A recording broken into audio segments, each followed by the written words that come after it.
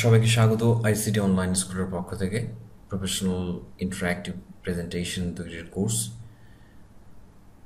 Microsoft power point 2016 এর window পরিচিতি আজকে আমরা জানব। আমরা অনেকেই মাইক্রোসফট পাওয়ার পয়েন্ট সফটওয়্যারটি সম্পর্কে জানি, যেটি আমাদের কাছে অত্যন্ত জনপ্রিয় এবং সহজ একটি প্রোগ্রাম বলে মনে করি। হ্যাঁ, এটি সত্যিই একটি চমৎকার একটি প্রোগ্রাম এবং সবচেয়ে সহজ। তবে এটির যতটুকু ব্যবহারের মধ্যে আমরা সীমাবদ্ধ রেখেছি, মূলত এটিকে আমরা আরও অনেক ব্যাপকভাবে ব্যবহার করতে পারি। এটিতে ইন্টারঅ্যাক্টিভ সুবিধা অ্যাড করে আরও আমাদের প্রেজেন্টেশনকে চমৎকার করে দিতে পারি। মূলত আমরা অনেকেই নতুন আপডেট যে সফটওয়্যারগুলো সেগুলো ব্যবহার করতে চাই না,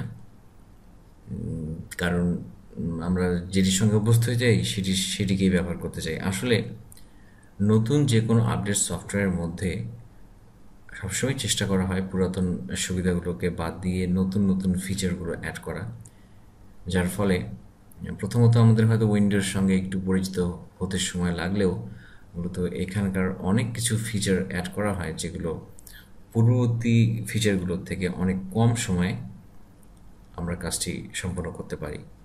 মূলত শেখার জন্য আমাদের যতটুকু অতিরিক্ত সময় ব্যয় হবে, তার থেকে আমরা সেই ফিচারগুলোর সঙ্গে অভ্যস্ত হয়ে গেলে পূর্বের থেকে অনেক কম সময়ে নতুন আপডেট সফটওয়্যারগুলোতে সুবিধা পাব।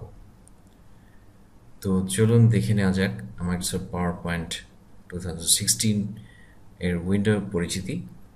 যদি আমরা অনেকেই বিষয়গুলো জানি, তারপরে আমি বলবো যে আর একটু দেখে নিলে হয়তো মন্দ হবে না, হয়তো নতুন কোনো কিছু জানা হয়ে যেতেও পারে। মাইক্রোসফট 2016 পাওয়ার পয়েন্ট প্রোগ্রামটি রান করলে আমরা এরকম একটি এনভায়রনমেন্ট দেখতে পারবো। প্রথমত মাইক্রোসফট পাওয়ার পয়েন্ট প্রোগ্রামটি বুঝতে গেলে আমাদের প্রথমত বুঝতে হবে স্লাইড কি। আমরা লেখালেখি করার জন্য মাইক্রোসফট ওয়ার্ড সফটওয়্যারটি ব্যবহার করে থাকি। এই সফটওয়্যারটির মধ্যে আমরা যে এই যে ফাইলকে যদি সেভ করি, এই ফাইলটিকে বলা হয় একটি ডকুমেন্ট, যেগুলো অনেকগুলো পেজের সমষ্টি, এক বা একাধিক পেজের সমষ্টি একটি ডকুমেন্ট। অনুরূপভাবে আমরা যদি মাইক্রোসফট এক্সেল সফটওয়্যারটি ব্যবহার করি, তো সেখানে যে কাজ করার জন্য যে ওয়ার্কিং এরিয়াটি আমরা পাই সেটিকে বলা হয় ওয়ার্কশিট। অর্থাৎ মাইক্রোসফট ওয়ার্ডে আমরা যেটিকে বলছি পেজ আর ফাইলটিকে বলছি ডকুমেন্ট। মাইক্রোসফট এক্সেলে আমরা যেখানে কাজ করি সেই ওয়ার্কিং এরিয়াটাকে আমরা বলি হচ্ছে ওয়ার্কশিট। আর অনেকগুলো এক বা একাধিক ওয়ার্কশিটের সমষ্টি হচ্ছে একটি ওয়ার্কবুক। অর্থাৎ এক্সেলে কোনো একটি ফাইল সেভ করলে সেটিকে বলা হয় ওয়ার্কবুক, আর প্রত্যেকটি শিটকে আমরা বলে থাকি ওয়ার্কশিট। মাইক্রোসফট পাওয়ার পয়েন্ট সফটওয়্যারটি চালু করলে এখানে আমরা যে পেজটি, অর্থাৎ মাইক্রোসফট ওয়ার্ড বা এক্সেলের যে ওয়ার্কিং এরিয়া বা পেজটির মতো করে এখানে যে পেজটি পাবো সেটিকে আমরা বলবো স্লাইড। আর এরকম এক বা একাধিক স্লাইডের সমষ্টিকে বলা হয় একটি প্রেজেন্টেশন। এখন আমরা দেখব এই মাইক্রোসফট পাওয়ার পয়েন্ট 2016 উইন্ডো পরিচিতি। প্রথমে বাম পাশে আমরা দেখতে পাচ্ছি কুইক অ্যাক্সেস টুলবার। এখানে আমরা কুইক কিছু কাজ করতে পারি, যেমন ফাইল সেভ করা, একটি ডকুমেন্টকে সেভ করা, আনডু করা। আর এটির ডান পাশে দেখতে পাচ্ছি আমরা টাইটেল বার, অর্থাৎ এখানে আমরা দেখতে পারবো একটি প্রোগ্রাম কোন ফাইলে কাজ হচ্ছে এবং কোন সফটওয়্যারে কাজ হচ্ছে সেটি সম্পর্কে আমরা জেনে নিতে পারি। আর এখানে আমরা এটিকে মিনিমাইজ করে রাখতে পারি, আবার এটিকে ম্যাক্সিমাইজ করতে পারি। আর এখানে এটিকে আমরা রিস্টোর ডাউন, অর্থাৎ এটিকে আমরা উইন্ডোটাকে ছোট বড় করে নিতে পারি কোনো প্রয়োজন হলে কোনো একটি উইন্ডোকে। এটিকে আমরা কখন যদি প্রোগ্রামটি বন্ধ করতে চাই সেটি বন্ধ করে দিতে পারি। আর এখানে এগুলোকে বলা হয় ট্যাব পেজ বা রিবন, অর্থাৎ এখানে একটি যেটি আগে ছিল মেনু বার, এখানে আমরা ক্লিক করলে, অর্থাৎ 2007 থেকে অফিস 2007 থেকে ফিচারগুলো চালু হয়েছে। এটি অনেক সহজ যে কোনো একটি মেনু রিলেটেড কিছু ফিচার এখানে অ্যাড করা আছে, এখান থেকে আমরা সহজেই সেই ফিচারগুলোকে আমরা ব্যবহার করতে পারি। এবং ডিজাইন রিলেটেড কিছু অপশনস এখানে পাবো, ভিউ রিলেটেড কিছু অপশনস এখানে আমরা পাবো, খুব সহজেই এটিকে ব্যবহার করতে পারবো। আর এই হোম, ইনসার্ট, ডিজাইন, এই রিবনগুলোকে আমরা যদি হাইড করে রাখতে চাই, সেক্ষেত্রে আমরা এখানে কলাপসে ক্লিক করলে এটি হাইড হয়ে যাবে। এবং এটিকে পুনরায় যদি আমরা ফেরত পেতে চাই, সেক্ষেত্রে আমরা একটি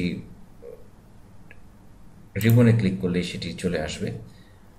এবং যদি এটি আপনি না চান যেভাবে হাইড হয়ে যাচ্ছে, অটোমেটিকলি হাইড হয়ে যাচ্ছে, এই হাইটটি যদি রাখতে না চাই, সেক্ষেত্রে আবার এখানে এটিকে পিন করতে হবে, তাহলে এটি ফিক্স হয়ে যাবে। অথবা আমরা আরও একটি কাজ করতে পারি, সেটি হচ্ছে কোনো একটি রিবনের মধ্যে বা ট্যাব পেজে ডাবল ক্লিক করতে হবে, তাহলে এটি ফিক্স হয়ে যাবে আগের মতো। আমরা বাম পাশে দেখতে পাচ্ছি যে এখানে অনেকগুলো স্লাইড দেখা যাচ্ছে, এটিকে আমরা আমাদের ইচ্ছে মতো বড় ছোট করে নিতে পারি স্লাইড ভিউগুলোকে। নিচে আমরা দেখতে পাচ্ছি কতগুলো স্লাইডের মধ্যে কতগুলো বর্তমানে কোন স্লাইডটি অ্যাক্টিভ রয়েছে, যেমন বর্তমানে 3 নম্বর স্লাইডটি আমরা দেখতে পাচ্ছি। এবং এখানে কিছু নোট রয়েছে, আমরা নোট দিতে পারি, আর কিছু কমেন্টস অ্যাড করতে পারি, যেগুলো আমরা পরে দেখব। এখানে স্লাইড শর্টার ভিউ, এখান থেকে আমরা শর্টার ভিউ দেখতে পারবো। এবং কোনো স্লাইডকে যদি রিপ্লেস করতে চাই, আমরা এখানে রিপ্লেস করতে পারবো, যদি প্রয়োজন হয় রিপ্লেস করার, আগে পরে নেয়ার। এবং এখানে আমরা দেখা যাচ্ছে যে রিডিং ভিউ, অর্থাৎ নর্মালি কীভাবে আমরা এটিকে দেখব ফাইনালি।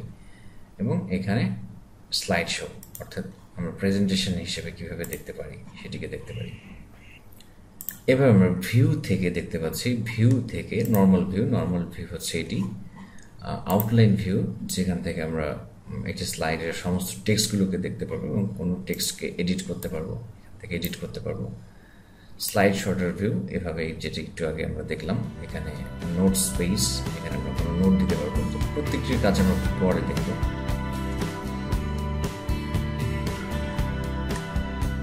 আচ্ছা, পর্যন্তই। পরবর্তী টিউটোরিয়াল দেখার আমন্ত্রণ জানিয়ে আজকে এখানে শেষ করছি।